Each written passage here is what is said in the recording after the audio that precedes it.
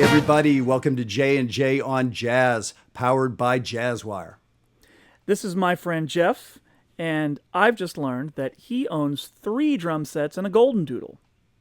That is true, and I am beat out by James, who owns one of those leg lamps from the Christmas Story.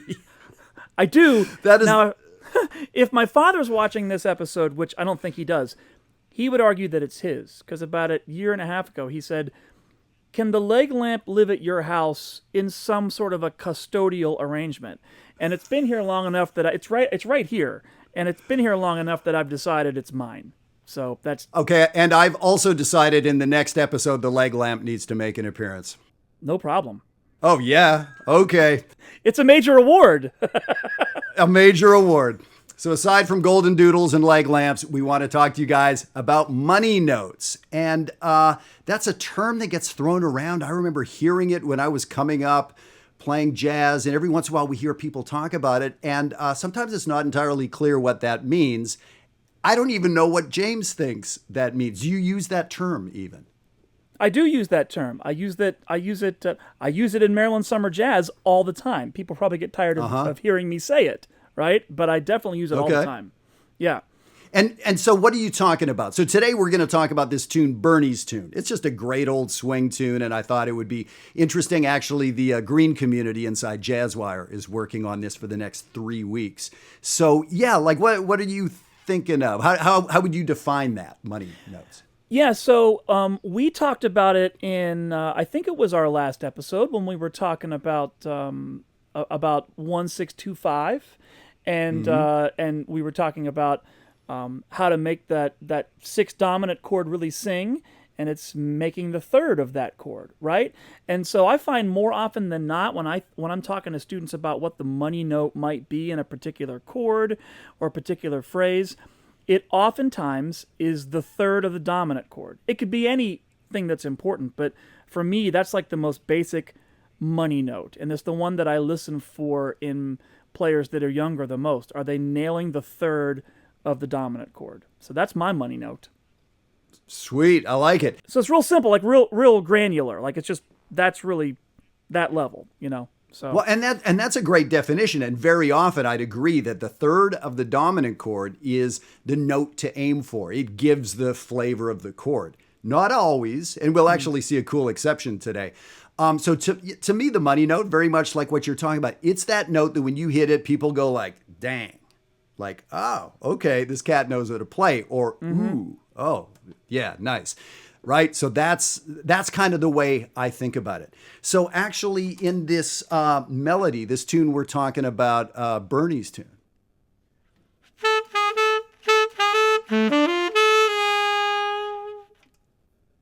The way that melody goes down, that cool half step in the 3rd measure. That's the note. That's why you play that tune, is that note. That's the slick part of the melody, right? So to me, that's where it's at with that melody. And so if I'm soloing, I want to hit that note. So what is that note? Well, if you look at the chord changes and look at the melody, it's actually the flat 7 of that dominant chord. So it's kind of interesting. So not always is the answer the 3rd of the dominant chord. The 3rd of the dominant chord is never wrong, but sometimes that note is another one. Here's another way I think about the money note is it's the note that's not in the key that you're in right now. Does that make sense? yeah, it does. Totally. Yeah. Yeah. So if we're in the key of D minor and we go to that 2nd chord, that A flat concert, that note is not in D minor. So the weirdest note of the chord is the one you want to play. That's the one that gives you the sound of the chord change. It's kind of interesting, right? So that's another way of thinking about it. But right, so you were saying when you're listening to a younger player, a less experienced player play, you're listening for if they know that kind of sweet spot of the chord. Is that kind of what you were saying? Yeah, and so on Bernie's Tune, for me, I'm going to want to listen for when it's appropriate. How are they using C sharp on A dominant 7 to get back to D minor, right? I'm always listening to hear and I'll use the melody to give us a little frame of reference, right?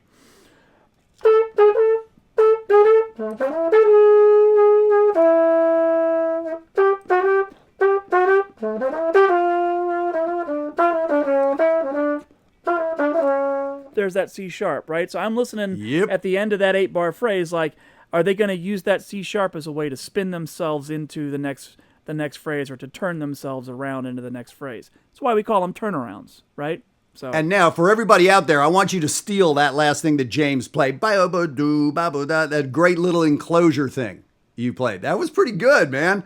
Are you charging for that? You should charge for that. People on the internet would probably pay $80 each for a lick like that, because they're not used to getting stuff for free. Jeff, I've made my whole career on that one lick. Like, people were just tired of hearing that from me. But luckily, we got a whole new audience with this episode. People that haven't heard my tired stuff yet. This is wonderful for me. Very good. And I don't know if they've seen my tired shirt, but this is seen important. Yeah. There it is. All right, so let me do this. I want to play. I'm going to play 2 A sections for you guys with a track on this end. Actually, it's not a track. It's actually the band that lives in my basement, and I don't ever let them out. Not a track at all.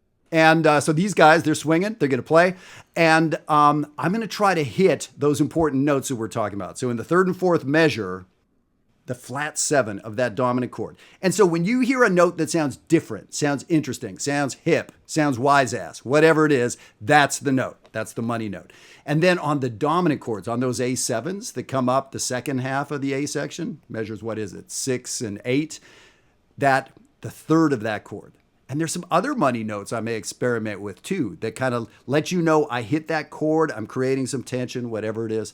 So let me play a little bit for you.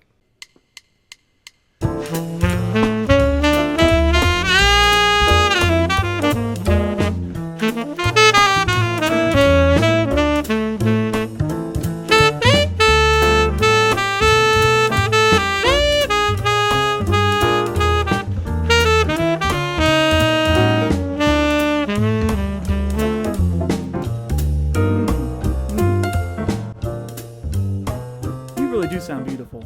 No, you sounded beautiful, and I love the way you incorporated that A flat. That's clearly a note that resonates with you. You used it in a quote too, right? Softly as in a morning sunrise-ish? Yeah. And I don't know if I've ever even played, whatever. That came to mind somehow, something I played right before it, played the first part and thought, ooh, now I get to alter that quote with that melody. So I kind of was able to fit in both. Yeah. It's very obvious that you lean into the notes that really sort of resonate with you. And I love the way earlier you talked about it being, maybe it's the note that's furthest away from the key or not in the key. Maybe it's an extension on a dominant chord that might be just sort of out there a little bit to people's ears that they may want to back away from. But oftentimes it's the note that you want to lean into, right? And you really exemplified that in your playing. I think that was, that's very great. That's cool. Well, let's have you do 2 A sections. Let's check it out. All right. So my money note is that C sharp, right? And I'm gonna try to use it in 2 ways. So I'm gonna try to use it in a way that really outlines that dominant 7 chord, which Jeff also nailed that, the A7 going back to D minor. But I'm also gonna try to use it very intentionally as a way to spring me into playing maybe some lower neighbor tone ideas. We'll see what happens. Here we go.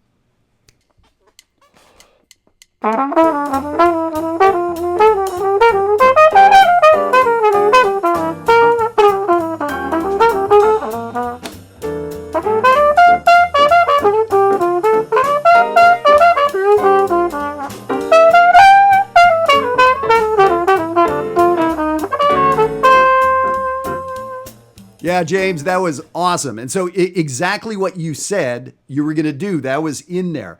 The way you use that chords is the basis of an arpeggio. I think I heard one time 3, 5, 7, flat 9 maybe on that dominant chord.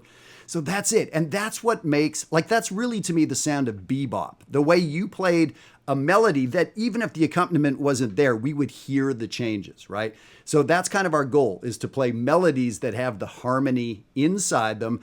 I think the melody note is what helps us do that. And now this is for guitar players and piano players too. I know you guys have other hands and fancy strings and stuff like that where you can accompany yourself.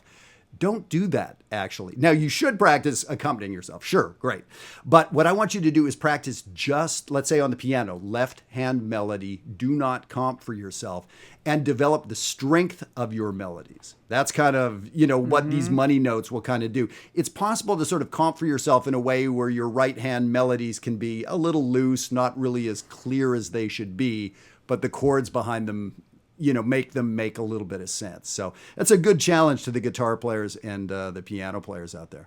One quick thought: it's interesting that those of us that are horn players that are totally, single voice instruments, we want so much to be able to convey the harmony in our playing because we don't have the ability to sound those chords. And so we're always chasing what the chord instruments get to do, and we're telling these chord instruments, put yourselves in the box that we have to live in sometimes, right?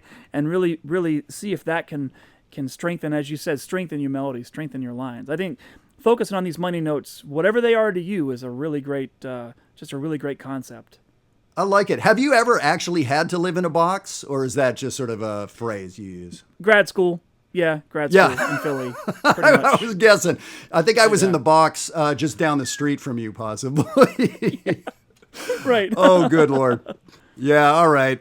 Well, you guys, I want to thank you for tuning in. By the way, I want you to check out the free limited access to JazzWire. Come on in, go to this link below, and come in and look around for a full week. It'll take you 20 seconds to come in, no credit card, any of that, and see what it's like to do this work, this depth, this kind of level, 7 days a week. It's an amazing thing, and we'd love to get you there working with us. So, hey, thank you for hanging out with us, J&J on Jazz. Please share these videos with other friends, other musicians, people you think may get a little something out of this. James and I would dig it.